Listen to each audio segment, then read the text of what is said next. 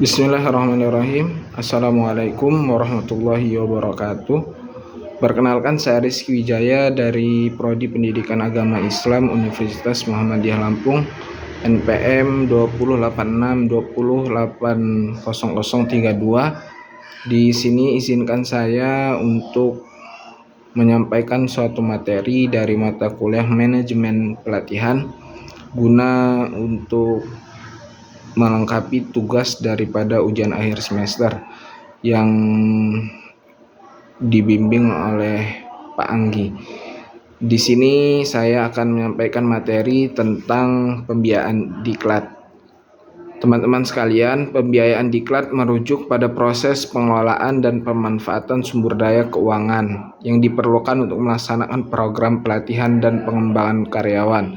Jadi tentunya pentingnya pembiayaan dari suatu kegiatan, sehingganya dengan pembiayaan tersebut nanti ada hasil yang tentunya dapat menjadikan acara tersebut berjalan dengan lancar, dan tentunya masalah pembiayaan keuangan sangat-sangatlah penting dalam melaksanakan suatu acara. Kemudian lebih daripada itu, setelah itu ada evaluasi kelayakan pembiayaan dan pengelolaan serta pengendalian biaya.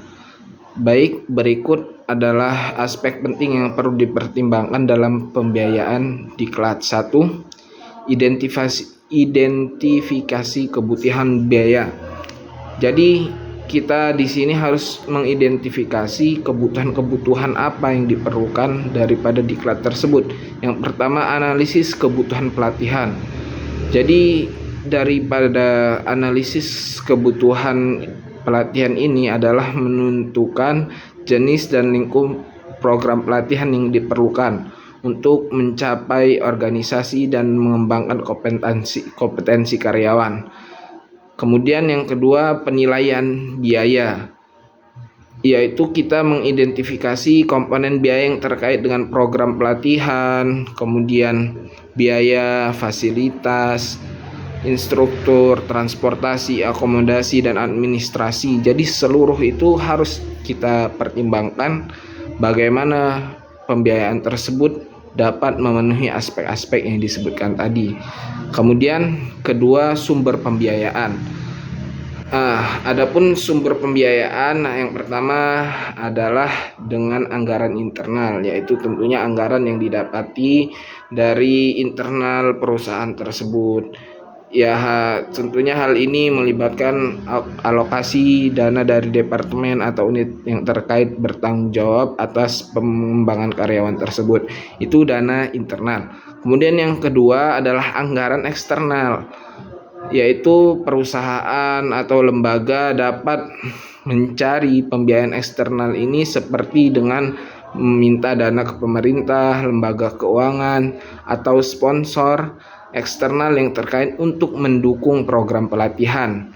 Kemudian yang ketiga dari materi yang akan saya sampaikan adalah evaluasi kelayakan pembiayaan.